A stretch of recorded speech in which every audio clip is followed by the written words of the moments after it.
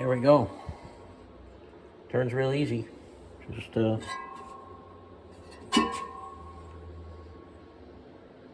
doesn't make any noise. Bearings are good. It's got belts here.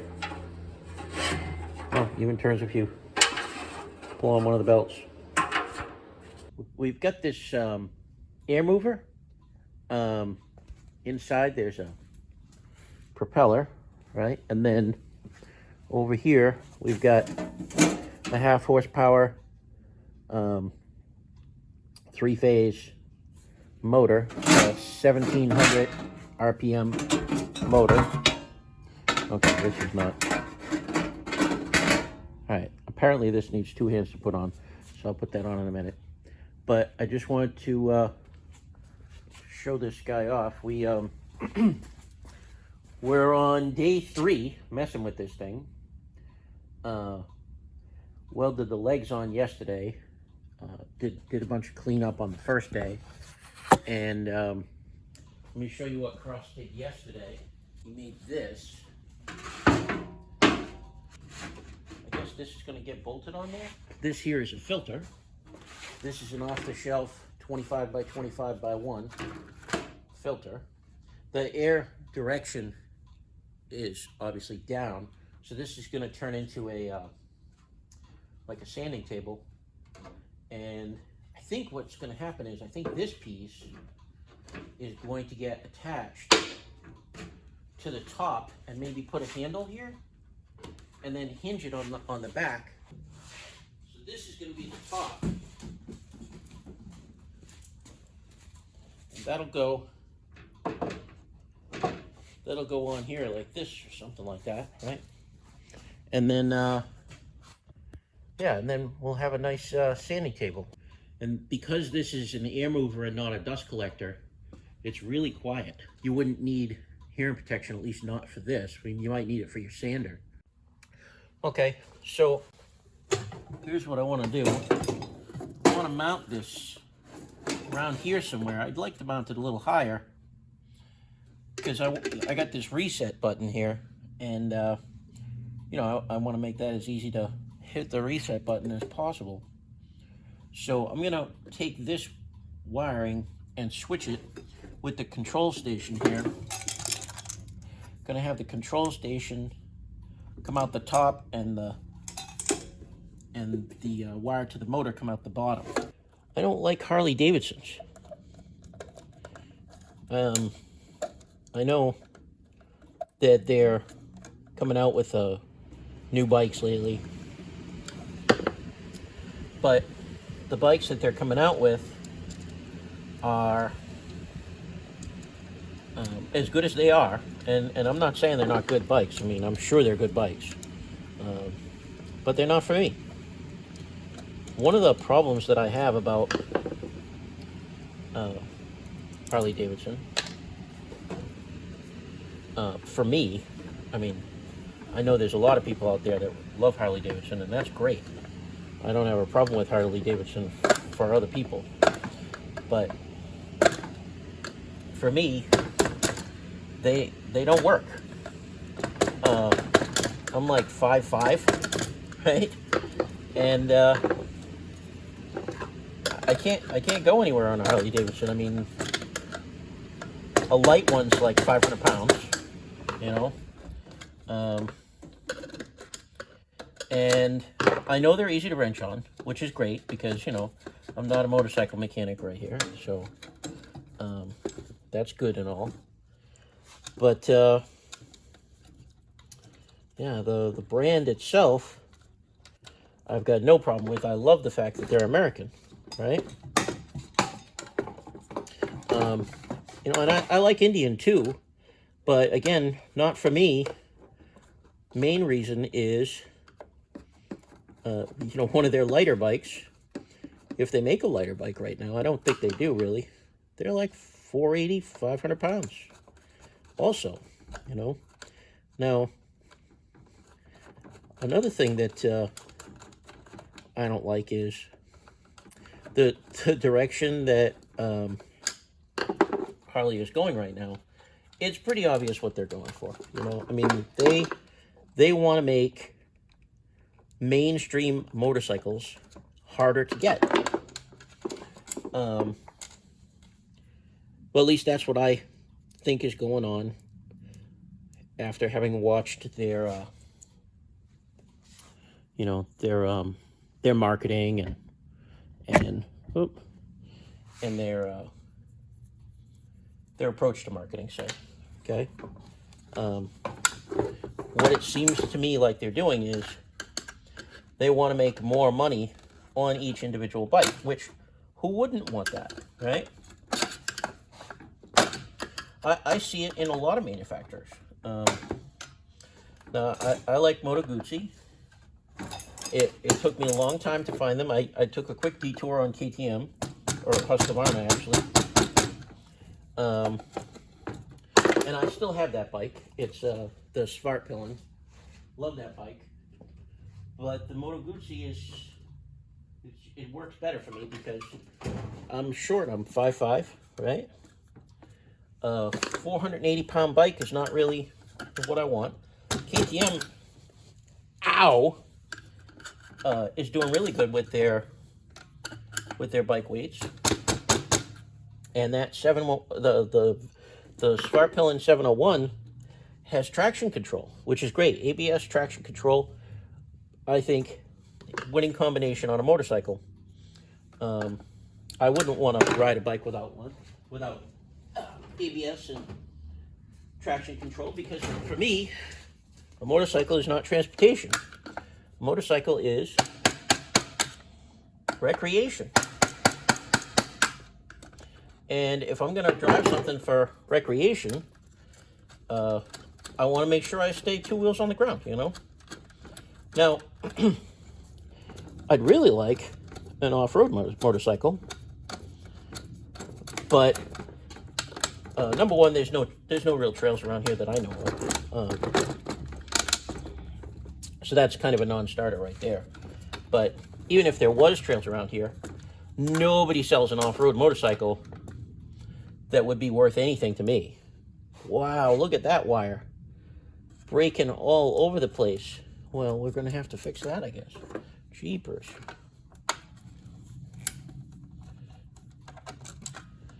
Wow, that is, that's horrible.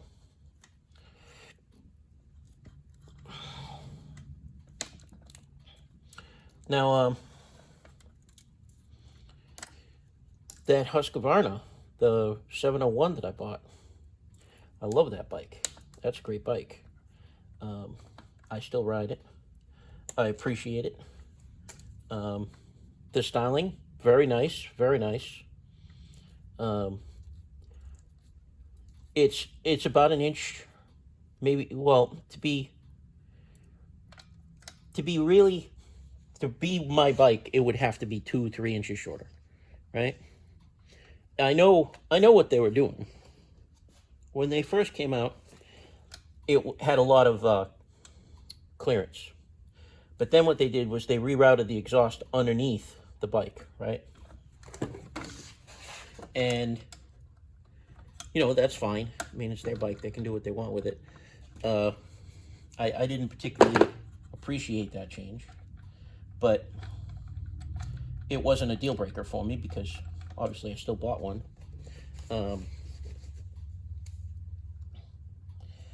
But it means that,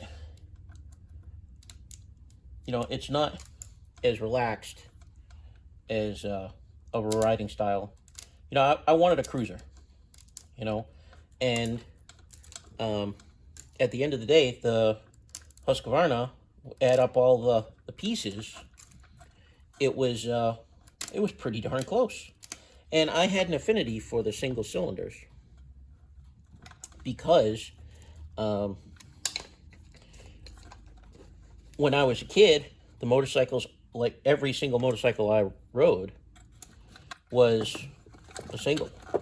They were all off-road bikes, right? I had a three-wheeler, and people would want to try the three-wheeler, so I'd try their bike. And so I got to ride a bunch of three-wheelers.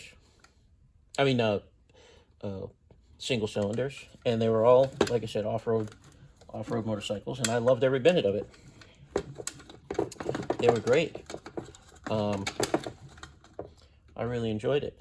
Other than the height, though, that Husqvarna is a great bike. Traction control and ABS. Now, for me, the riding position is too far leaning forward. I'm a heavy guy.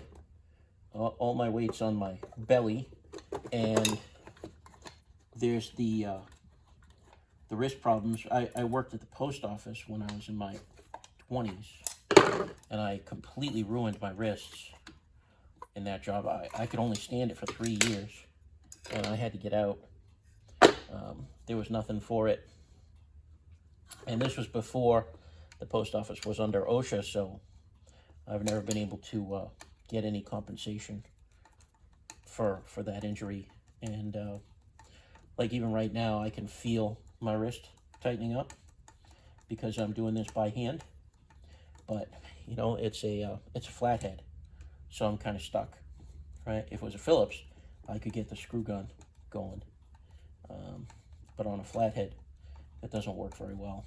I always end up stabbing myself, so that's not going to fly. The leaning forward and the heavy belly at the same time, it hurts my wrists. After even just like 5 minutes, it hurts. In fact, I bought an e-bike not that long ago. What a horrible experience that was. It turned me off of e-bikes 100%. First of all, Yamaha doesn't you know, I was a big Yamaha fan. I only bought Yamaha, right? But then that happened, and that's it. I'm all done with Yamaha. I couldn't ever go back. It was such a horrible thing. Now, I know some people are going to say, oh, COVID, blah, blah, blah. But the truth is that they came out with a half-produced product, right? And I bought it because it was the closest to what I wanted, thinking that there would be a way for me to make it work because it's Yamaha. And no such luck. No such luck at all. So that was very unfortunate.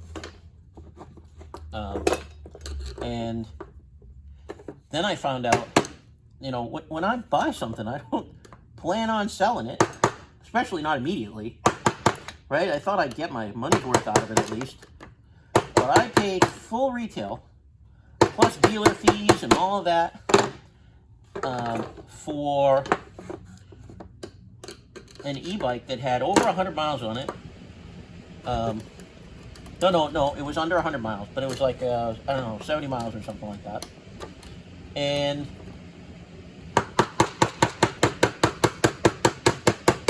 I lost basically half my money. And I had just over 100 miles on it. You know, once I realized that I couldn't continue to ride it as it was, I would have had to put money into it for the handlebars and stuff to fix it for my wrist.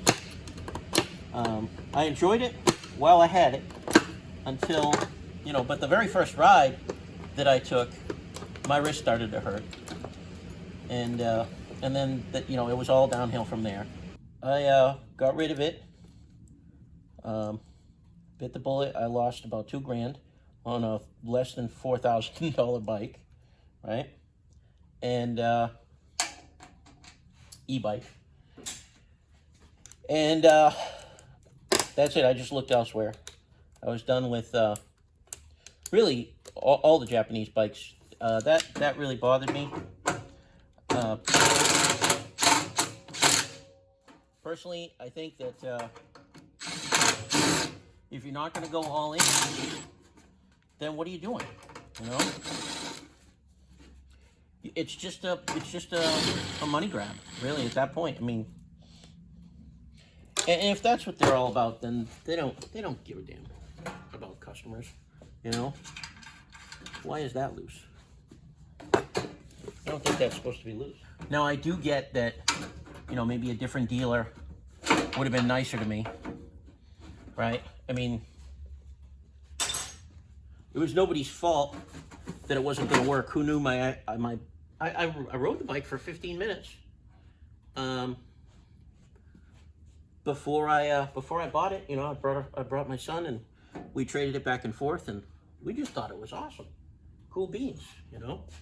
And then what ended up happening was, here we go.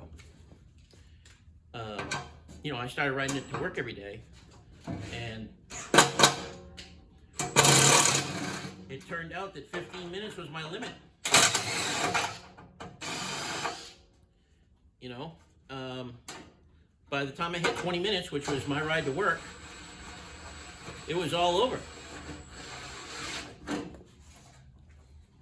You know, I realized I had a problem. I called the dealer right away, left a message. He never called me back. I did that like 3 or 4 times. Nothing ever happened. I ended up having to bring the bike down there and basically sell it back to them. And, you know, then they were excited about that because, you know, they were going to make good money reselling that. You know, I mean, it only had, like I said, like 100 miles on it. And hey, I know, the dealer's got to make a living too, right? But, gee, if they were intrinsically only worth $2,000, then I think $4,000 is too much. And, you know, it's not like it was a new bike or anything. It was a demo model that had like 70 miles on it. So, you know, I didn't expect to get done that way, you know, so badly. So anyway, where were we? We were talking about that KTM. Now, I still love that KTM, and I'm going to hold on to it because I really like it. And I'm probably going to get the handles done. The grips, not the grips, the handlebars, right?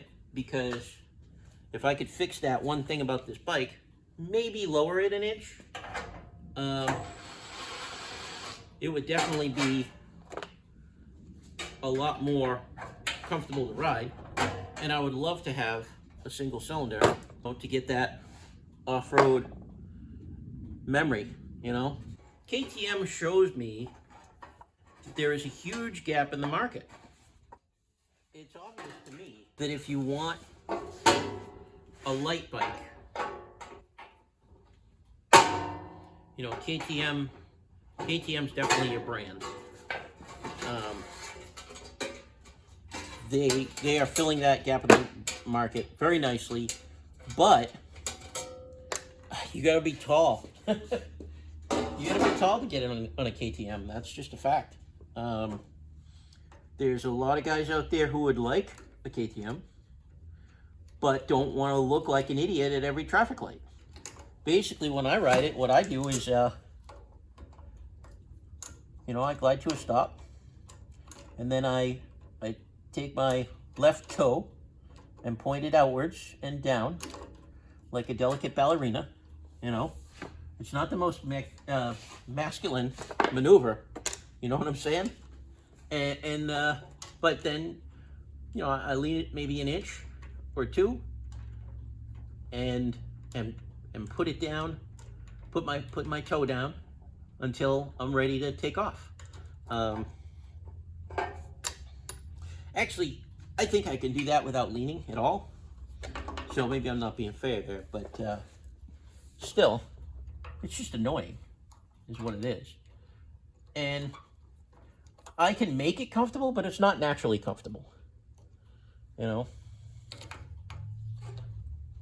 Now, I could probably do a lot better if I got a Harley. A lot of Harleys are, you know, short seat.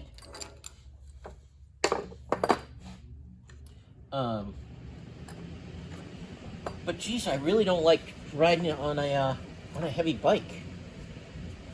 It's just not my thing. That's all. Now the Moto Guzzi, I got the V9 Roamer, and I'm told that is their most quote unquote comfortable seating style, right?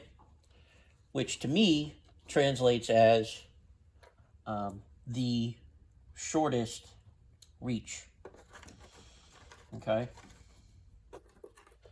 And you know what? I like a short reach because my arms are unnaturally short as it is. Oh, what do we got here? Yeah, there we go. There we go. And so what another person calls, you know, a modest reach, to me is completely unworkable because I'll end up leaning forward so much that all my weight ends up on my wrists, and you know it's a no go. I mean, I just can't be comfortable. I will say that the dealer was not a Moto Guzzi dealer. Buying the bike was pretty straightforward, but has nothing to do with Moto Guzzi, like I told you. But I didn't get a manual. In fact, I've yet to get one. I need to figure that out.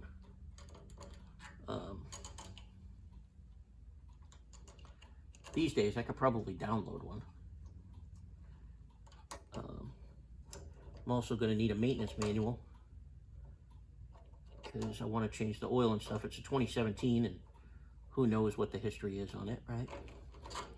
For all I know, it's never had the oil change. It's only got 1,700 miles on it or something. First time I sat on the bike, I reached the handlebars while I was sitting up. Now, to be fair, I did scoot up quite a bit because I wanted to have the best first impression I could get. But holy mackerel, I don't have to do anything to the handlebars. That's new to me. You know, virtually every bike out there would need a handlebar fix. So I'm definitely biased from that first experience. That was pretty amazing. I've heard reviewers talk about this bike, and I don't know, there's always something, they always say weird stuff. Like, it's not a race bike. Would anybody say that about a Harley? That makes no sense, right? I mean, I'm just baffled that such words would even be said. It defies all logic. It's not a race bike. Like, it's 440 pounds, you know? Of course it's not a race bike. It doesn't, it just makes zero sense at all. You know, another thing people say is the traction control.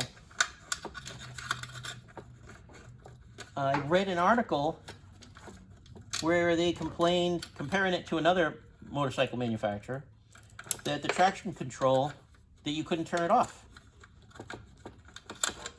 You can turn it off. I mean, I don't know what else to say. That's just wrong. What is that? And I think on the same page, there was another article, right?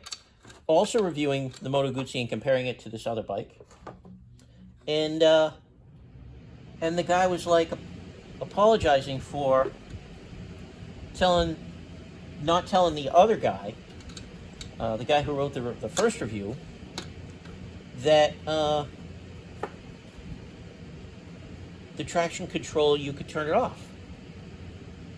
And I'm like, well, why didn't you just have the guy edit the article? I mean, he dissed the Moto Guzzi for a completely wrong reason. A lot of people read these reviews and they're looking for clarity on specs and stuff. And you just delivered the exact opposite of clarity. And what if after reading the first review, people don't read the second review, right? People issue retractions and stuff all the time. It's not like the end of the world to edit an article, right? That stuff happens. So why not? I mean, it's baffling. It's just baffling, some of the things that that happen around Moto Guzzi now that I'm paying attention to it. I see it and I don't understand it. None of it makes any sense to me. So this wire, this control station here needs to be rewired. And everything else is looking good, nice and supple. I have to go see if I have an appropriate wire for this. So, okay then. Just got back from Lowe's, or Home Depot actually. And they've got this good power cord. It's flexible, 3-core, which is what we need for this application. And it was just a remnant, but God forbid I should get a discount. So that didn't happen. It wasn't even marked. I had to get somebody over there to pick it up off the ground and measure it for me so I could pay full price. Isn't that exciting? Yeah.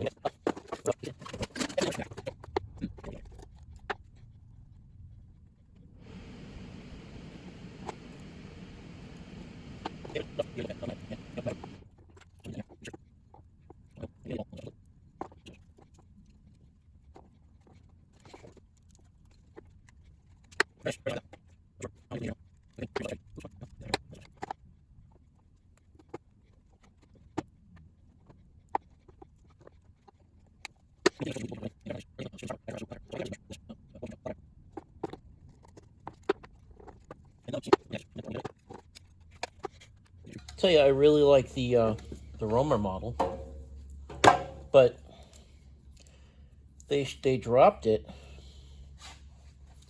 for, I think, 2021. That's unfortunate. But I have to admit, the Bobber is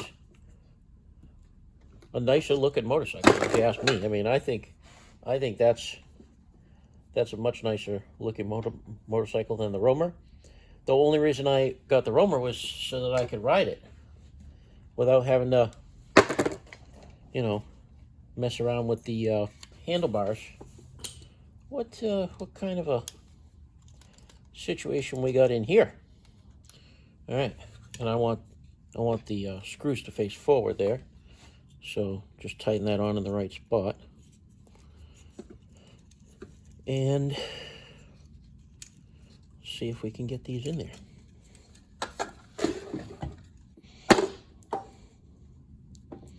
So that's not making things easy for me. I don't know. I'm not sure if I should zip tie that nice and tight to get it started, or just try it a couple more times and see, because I am getting closer. Yeah, but the closer I get, the more difficult. Oop. You know, it looks like it's in, but I'd feel better if I actually saw the sheathing come through. What if I grabbed this fiberglass thing and pulled? Oh, look at that. I can see it. All right. So I guess persistence paid off on that one. Okay, then.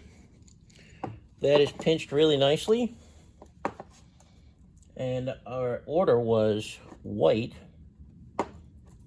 then green, then black. It looks like I'm going to be okay. So I really need to get that in there to be sturdy. So I don't know. I don't think I'm going to be able to get it all on one side. So I'm going to split it and see what happens.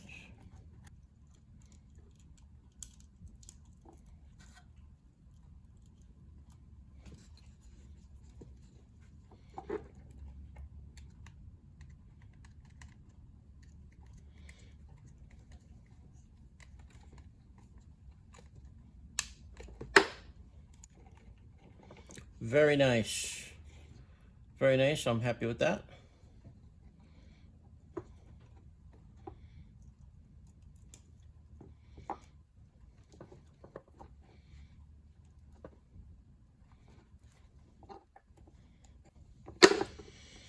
You know, this being just a control station, I believe that the voltage is probably just 120. And the amperage, I don't think, is hardly anything, really. It's just meant to start the motor. The actual current passes through the contactor. So I could have replaced this with a much less, much lighter wire. And now that I'm seeing what a pain in the neck this is, I'm thinking that would probably have been a good idea.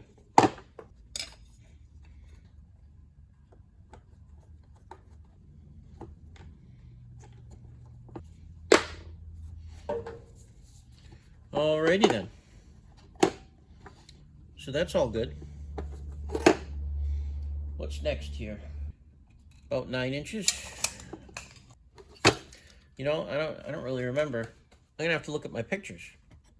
Turns out I didn't take pictures. Oh, but I should have video. Damn it. Okay, I went back in the video, and I found. I don't need that. I found that actually the bottom part was routed up through the top and went to the motor. And the point is, right now, I want to take the motor and route it through the bottom. So that should be no problem. I wrote 1, 2, and 3 here. Okay, so 1, 2, and 3. So yeah, white, green, black. So piece of cake. You know, this was actually made by someone else, and it's quite old. This casing is no longer supple. You know, I thought I made this because of these ends, but I look at this and I think there's no way I could have made that because it's way too old. So even though these wires are supple, the actual cable is not.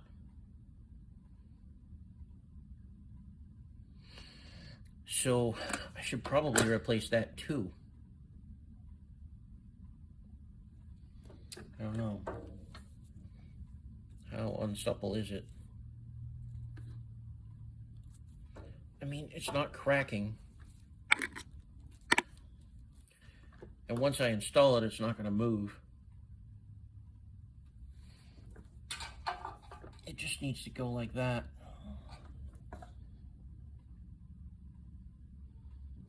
I hate to spend the time rewiring this as well, but the perfectionist in me is not going to allow me to do it any other way.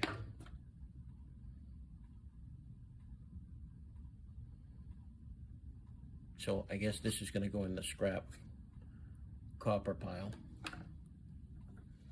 which means I want to get this piece off.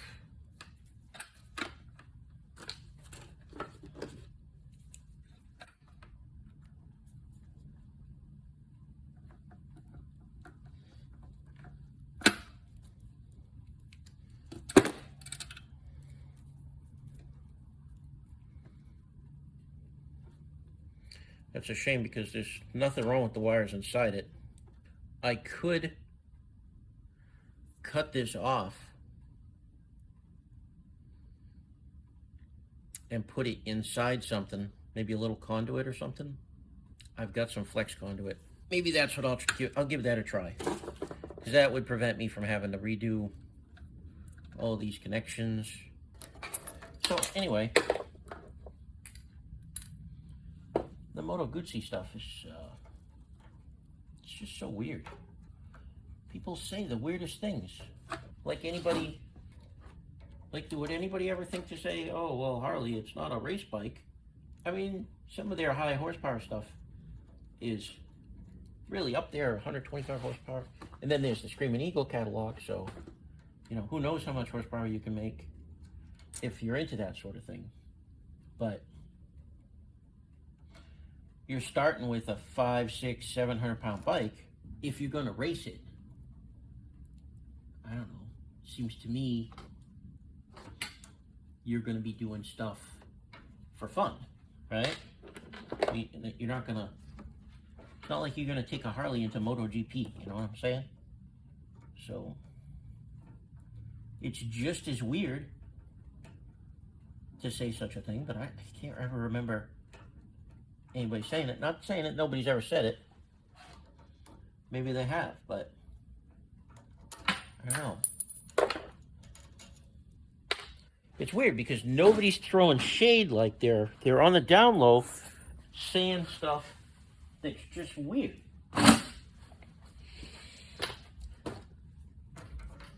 You know, everybody talks about the dry clutch too. Oh, it's got a dry clutch. It's got a dry clutch. Okay. Nobody ever talks about the advantages. They're like, oh, it's noisy. Okay.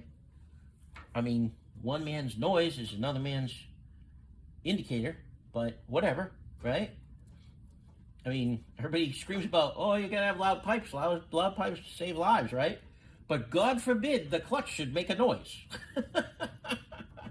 I don't know, it's crazy. You know, I think I want to ignore that one and just pull these three off.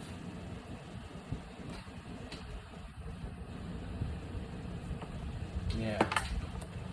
Alright, let's see how far I can get carving this baby without making a big mess and having to start over with brand new wire.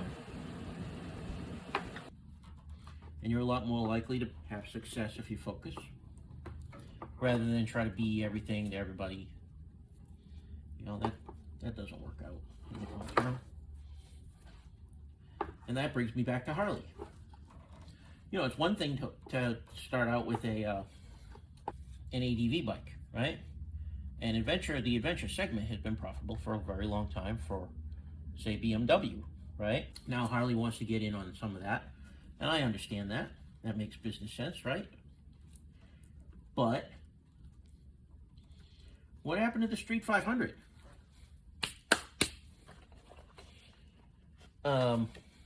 I mean, what about traction control? Am I the only one who thinks traction control is super important? I mean, the bikes now, with the crazy horsepowers. I mean, okay, fine, I'm 50 years old, so I don't care. I mean, if a bike can do a wheelie, I think you got enough power, you know? Especially the heavier that bike is. So, I don't know. I don't understand the constant need for more horsepower, and if the rider can't handle it, c'est la vie. Not the manufacturer's concern, right? That really makes no sense to me, because the safer riding becomes, the more riders you're going to have. If only because they live longer, right? But honestly, I think the safer you make it, the longer they'll ride. I mean, a lot of guys that put their bikes up for sale, and I've basically interrogated dozens of them. They are all fully aware that once they identify a bike is just too much for them, right?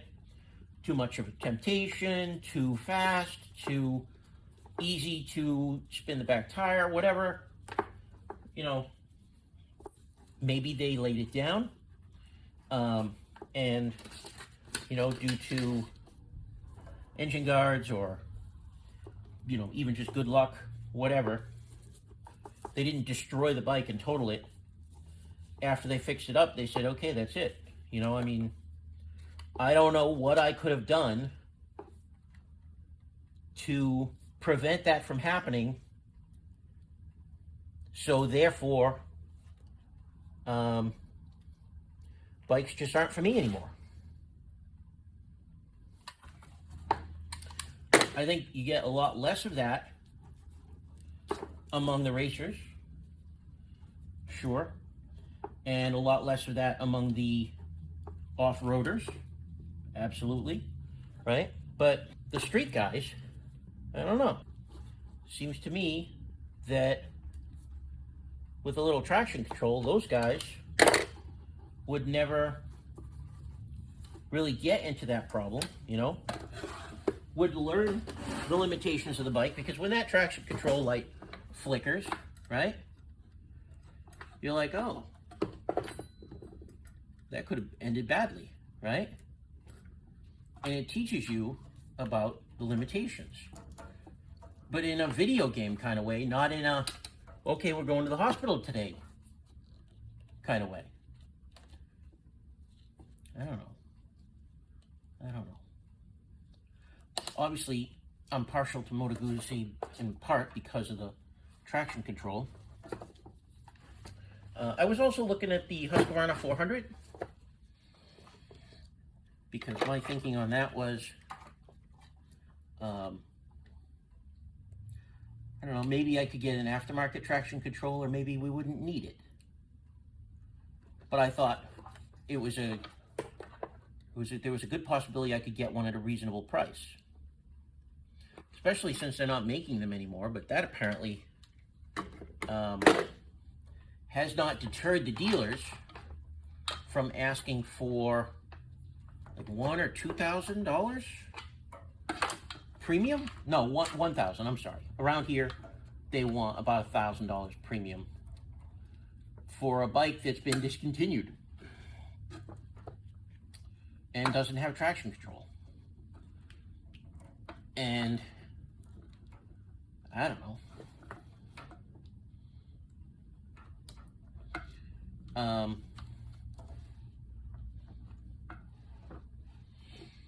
It would be a lot more desirable to me if it had traction control. Put it that way. But the other little things like, oh, they don't make it anymore, they make it harder to accept. Everybody's got their list, right? And there's the list of non-negotiables for a bike, right? Like, this is what I care about. This is what I have to have. If it doesn't have this, no, I'm all done. Husqvarna, I think, proved that you could make a really nice bike,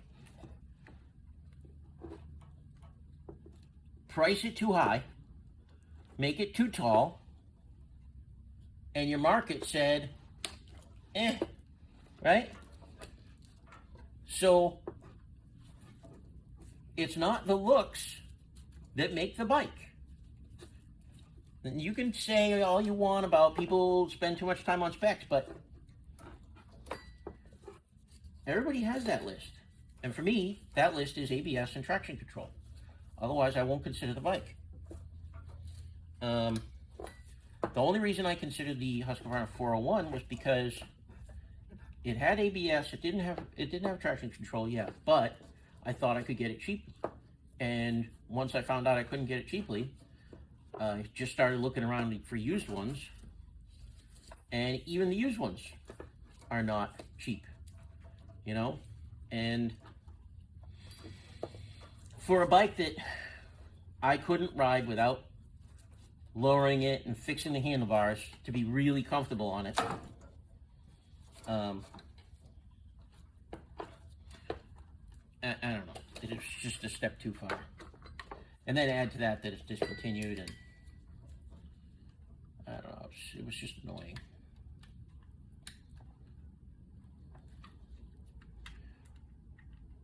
I don't particularly enjoy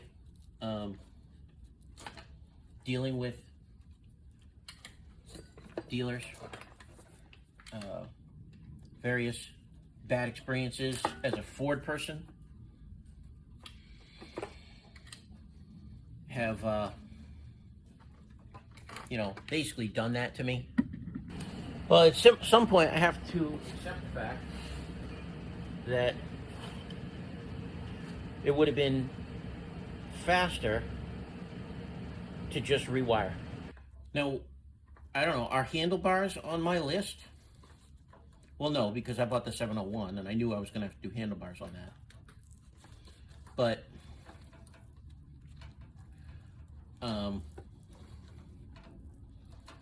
that did have traction control, the spark pillar, and the handlebars were the more upright of the two. They had the spark pillar and they had the vid pillar, right? I would have bought a Harley if it had traction control and weighed less than 500 pounds, or an Indian. Man, if Indian would come out with a bike around 800 cc's, wow, maybe 700, but right in that range, right? And they put it with traction control and all that great stuff.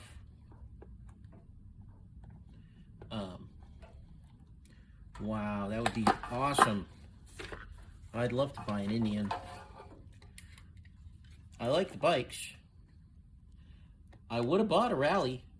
I think the one I was interested in was the Rally S. But I can't sit on the damn thing. And if I could sit on it, I probably would have found that the handlebars are too far forward, right? But if they made a 700 like an entry-level bike, Harley made that street 500. So, I mean, anywhere between 500 and 700, it would depend on the weight of the bike, right? I mean, if we're in a really low range, like 350 pounds, wow.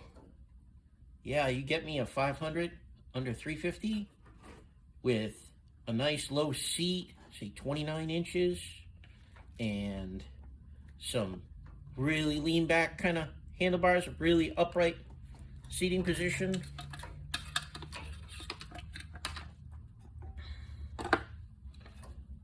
Yep, that would have been very, very tempting for me. What would I have paid is the question. And how many guys are there like me? These are questions you have to ask now, because nobody's interested in making a bike that doesn't go into large scale production. Otherwise it would be too expensive, right? Everybody's looking for those profit multipliers, right? You can't make a bike in the United States at a high profit unless you're going to sell a certain number of them, you know? That's just reality, and I can accept that. One has to wonder what KTM's thinking with that Husqvarna 701 and 401 getting discontinued, right? I mean, was that the plan, just to make them for just a few short years?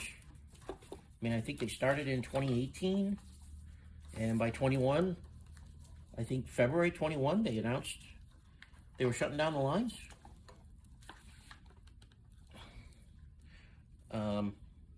I don't know. I mean, I could have predicted it if India was one of their big markets that they were expecting to sell a lot of them. Well, number one, your prices were too high, and number two, the freaking seat was too high. I could have told you that, but, you know, nobody wants to hear what I have to say. That actually looks pretty good, and I need some conduit. Okay, so I want to explain what I did here. I put the conduit here. I've got my wire put through it. Everything on this side is looking good. I mounted this. At first, I used some self-tapping screws, but they weren't long enough. And it just didn't seem like, without a nut on the other side, like it was going to be sturdy enough. So I took those out. I drilled them a little bit wider, and I put some bolts, 3 bolts on the contactor here, and that seems to have greatly improved. I mean, that's not going anywhere now. So here's my problem. I don't know why I put it so high when I had every option to put it just a few inches lower. Because check this out. Like, what the heck was I thinking? I don't know. I don't know what I'm going to do with that now. Ooh, ooh, ooh. Check this out. Get up here. Ooh, let's see. Oh, that looks like a keeper. That looks like a keeper right there.